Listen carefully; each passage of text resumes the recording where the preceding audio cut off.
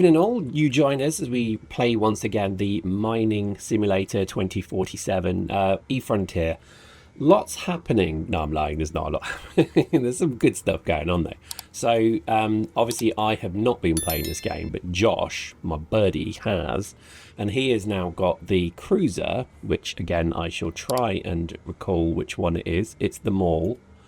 The Mall. And basically this is the thing that allows you to drop gates. Which if I show you here is, I think, that one. So the small gate. So exciting, right? I guess it's exciting. What I think he's trying to do is bridge some of the many fair and free systems that we domicile ourselves in currently. So I think he's living over here somewhere. So we're going to bridge basically between us. That's kind of cool. So I better get my gear together and start mining. So I thought I'd come and do a quick mine. I think I am full. Yep, let's head back.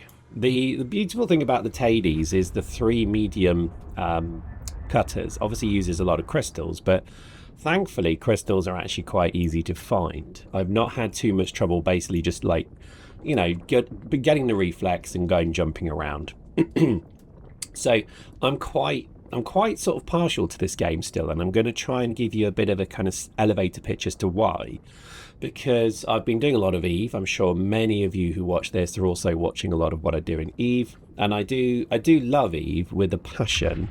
But again, my kind of feeling is that this game I think could be better. I know, grand statement, right? Huge statement.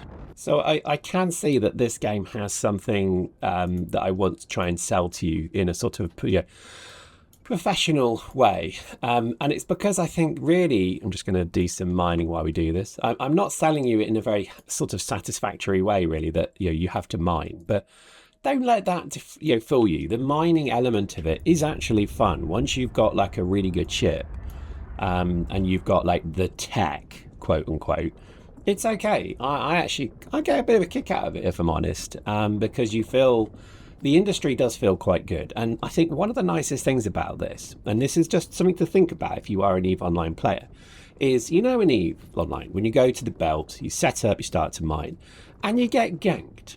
You get blown to pieces. And you're like, well, how did that happen? It's because you're literally living in the crammed, packed, cityscape of doom. You're literally a Mega City 1 where you basically can't do anything in the game without someone watching, observing, noticing you. Whereas in this, if I just zoom out for effect, I don't think that I'm surrounded by anyone. I think the nearest person probably is here because there's stations there. There's lots of people probably here somewhere. But again, even if they are there, look at the distance between us and look at the fuel requirement to come get me. Ganking in EVE is so easy, and it's become such a kind of thing to do because people are bored with the game. They don't want to play the game anymore because they've done everything, they've built everything, they've got their wealth. So all they want to do now is torment you. So if you want to go and mine and rat and do whatever, you can't easily because basically people are just there to, well, mess with you. And I'm sure this game will go the same way, but the thing is, the fuel element is a big part of this, so it's going to take a huge amount of resources to bother to gank you and grief you. And I quite like that. I mean, I'm not saying I'm anti-grief in any way. I've done my Empire ganking in my time, but I also know how easy it was, and I also know how empty you feel after doing something like that, because really all you've done is ruin someone else's day and taken their stuff. And in most games, that's kind of the point of the game. I think in EVE, it doesn't feel that way. It feels more like you're here to, I want to say build, I want to say create. And I definitely would say that was something, it's a thing to have a thought about, because I like this huge panoramic, open wild, open world spaces that this game gives. Like, I know I'm the only person in this system. I don't know that, by the way. I'm just going to be very clear. I have no idea. But I think that I'm okay with that because I know the logistical effort to come and grief me is quite extreme, really, when you think about it.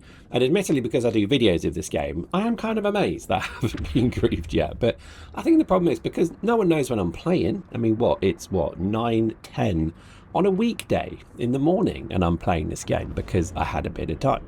And I think that's the difference, really, is that, you're not really ever in a position where everyone just knows where you are and what you're doing. And I quite like that. I think I'm very partial to that. But there we go. So I definitely think that there is something about this game which is very, very Moorish and fun. And I am definitely getting something from it. Right, let's see where we got to. Carbon ore. So I think carbon, there we go. I think this should be done. No, another 3 minutes. Let's go and mine. I don't think we need metal, that's for damn sure. Let's just go and mine more of the natural. So I think my kind of feeling with space games, and this comes from things like, I don't know, if I think sort of X4, things like that, it feels big, doesn't it? I remember when I first started to kind of explore the X3 Terran conflict map, I remember being genuinely amazed at how huge it was. And I think that's kind of what I want from computer games like this, is this sort of feeling of space. And I think, Eve had that, because when I first started playing it, it felt huge. And I'm probably way off here. Don't take what I say as being correct or gospel.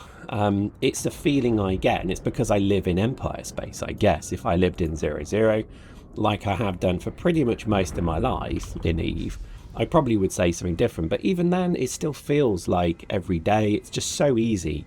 I mean, if you thought about it, you could literally circumnavigate the entire map in Eve in a few hours. I mean, that's a bold statement. I think you probably could. I'd love to see someone try, because obviously all the kind of crazy alarm systems and API driven nonsense would mean that, you wouldn't get far because someone would find you. But, if let's say there was no barrier to do it, I bet you in an interceptor I could circumnavigate the Eve map in minutes, hours rather. In this, I think it would take me days and weeks. I mean, let's just look at this, because this is redonkulous, right? This is just, and that's just like one type of planet. Look at the scale of it. I mean, I love it.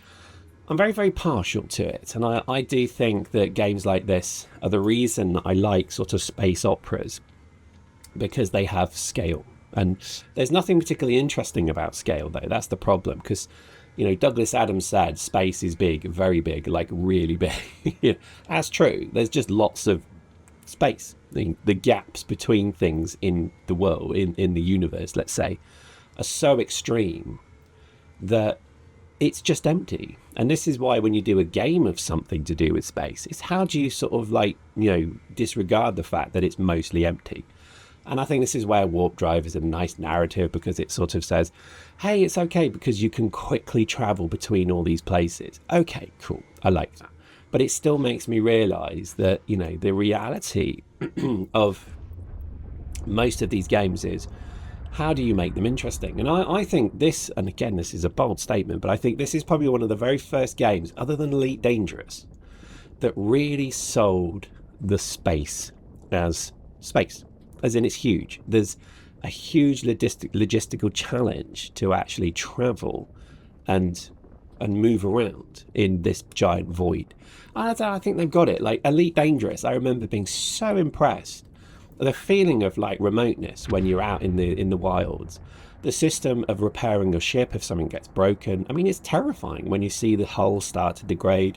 You realise that you drop to a planet. You start to then, look for mining materials. I mean, there was just something incredibly real about that I just thought was exceptional. And I think that's kind of what I crave in these games, is something of that level of realism, really, because and I think this game has come close to it. I think again, to cut to the chase, this game, I think, is probably as close to that feeling of, oh wow, if I make a mistake here, I'm done. And I think, again, it's very brave. I think it's a very brave thing to do, that kind of computer game. But I just think they've got it. They've nailed it with this one. And I do think that, it's worth a go. I think if you're not sure yet, then just hold out until a bit more content is released for it. I think they need to have a few more things like more structures, I think. Oh, wow, we just flipped our TDs. Nice. I think there's a few things that they could add to it that I think would make the game a bit more palatable for new players, because the fuel thing is brutal. Like, Josh and I have had a real issue finding rifts to get fuel to to fuel these frigates, because as you can imagine, they take a lot of fuel. So, the better ships basically don't run on water. That's a real issue. So, I don't know. I think they've got a balance pretty good. I think, if you got attacked by 3 Hades, the first thing you would say is, right, I'm probably dead, because there's not a lot I can do against 3 Hades armed properly with tanks. But what I would be then thinking is, oh, wow, the commitment of resources to come get me here is extreme, like genuinely extreme. And I don't know, I think there's something very compelling about that, because you would then start to think, well, what have I done? Have I annoyed someone? Is there a block moving in? You would take it way more seriously than you would in Eve. Because in Eve, it's just like, well, it doesn't take a lot of effort to get to you, even with capitals, really, because you could just fly a gate system to get to you. Whereas in this, there's no gate systems. You build your own. And I think even then, it's going to be, to pick a player out of an area is going to be quite a challenge, because you can just have multiple bases. You can set bases up pretty quickly. So, eventually there'll be a war in this. And I can't wait to see it, because I think it'll be extreme. Because there will be such a brutal projection and destruction of resources that it would just be, in taking someone down, you'll take yourself down, because you'll probably burn more resources doing so. I mean, in Eve, resources are in Eve Online, resources are so easy to replace. They're constantly being generated. Whereas in this, you don't have that. And I think that, again, I quite like that. You have to play the game. You can't just sit and, I don't know, X, Y, Z in this. Yes, you could have vassals and you can have people that do it for you, but I think it's got something. And I know I am really sticking with this game. And I think a lot of people are saying, why are you playing that? And I can't answer it, because to me, there's something so compelling about this game. And I still yet to figure out really what it is. But I think it's the feeling of just vast openness that just makes me very happy. And I think there's something about that. As they start to kind of add more industry, they start to add more things to build, I think, again, this starts to become a bit more interesting as well. So, Josh is dropping gates now, because he's literally done that much. Now he's able to drop gates. So that, again, changes the game completely, because in this, obviously, to jump, you have your system, but to then jump to another system, there's a fuel cost to do that. If we then drop gates, we can bridge multiple systems, and you start to suddenly, effectively have a little mini empire start to build.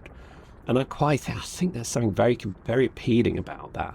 And yes, it's exposed, and at any point, anyone can see what you've got and where you are and what you're doing. But again, I think, wouldn't that be a wonderful, different way to play that I think things like EVE Online have always, shied away from that level of data. In this, you can just literally find where anyone is at any time, and you can see what they've built, where they've built it, just everything. Like, everything is available to you to see. That just means that, hiding anything is going to be a bit of a challenge. Anyway, that's enough rambling. Let's talk about what we're doing in the game. So I think the majority of what you're seeing me do here is really just rebuild and reactivate my bases, because I've basically not been terribly good at keeping them all online. I've actually let them go offline. So I'm really just trying to make some fuel. We're making parts. So currently, you can see here, we've got blue, orange, and grey. So as we refine things, we're putting them in here, and then we're able to basically make, in this case, I don't know what they are, reinforced hull, alloy, whatever. We can then make, in this case, I think that might be a bit much. I'm just going to drop that out. I think we've already got a lot of orange. I'm just going to drop this in for the carbon weave. There we go, 70 of those, because what it's effectively giving me is the ability to make foam. You see, so I'm just stockpiling our thermal reinforced carbon weave here, so we can currently make 6 foam. That's not so bad. Not that I'm actually making them at the moment. It's more a case of just storing the 3 components, because what we might do is build the Lawher, which is a hauler, and that needs the batched alloys. So the way we do that is with the medium printer, which I think I need to switch on. Let's see, can I switch that on? Might not have enough power actually. Let's have a look. Yeah, I think we're good. Yep. Okay, so this is where we take them. So let's just have a quick look. To build the Lawher, we would need, let's see. So we would need 5829. So 58 batched. So, wrong one. So 58 batched is going to be 500. So if I did 58, so 58, so 580 reinforced alloy. Well, we've got that. So maybe we do build the Lawher. Interesting. I may not build it just yet, but you can see how it works. I mean, we could build another Tades if we wanted, but what's the point? But I don't know. I'm kind of tempted to try some of these other ships as well. But I know the Lawher is pretty good because it's a hauler, so that kind of is a good thing. We could build the large shipyard, which is here somewhere. I think it's that one. So we need 13 foam for that one. We probably could build that. I would like to build the large refinery as well. I don't know if it actually does anything, but I'd be quite tempted to maybe do that. So I think we'll just keep building foam for now, because all we're really trying to do is get to a point where, you know, we can maybe build a gate in this system and connect to Josh's network. That's the plan. It sounds a bit weird, but that's kind of the thought process, is to try and connect everything eventually to one network. I mean, that would be cool. I don't know if we can do that yet, so it might be a case that he has to place the gate here, but I don't know. I think that's probably one of the things that will be the next step in this game, is how are they going to connect, like, corps? Like, you know, how are we going to be able to, you know, mine and have a kind of common ground to do that? I think that would be an interesting one to see, but I don't know. But there we go. So, you know, I think it's a great game. I'm still playing it. I'm flying the flag. I think it is. There is definitely something about it. Next time what we'll do is we'll go scout, because I think it's quite interesting to see the process of scouting. Because what we do is, you can see our list of systems here. These are basically these systems. That's the gate system there. And all we do is we basically jump from one to the other, and on the, you know, we log what's there. And so we find, you know, every so often we find a rift, but very likely that rift is now long gone, because I probably scanned that 2 weeks ago. So I'll go through that process, because scanning and scouting is actually quite fun as well. So I think we'll give that a go. Hope you enjoyed that. We'll see you next time.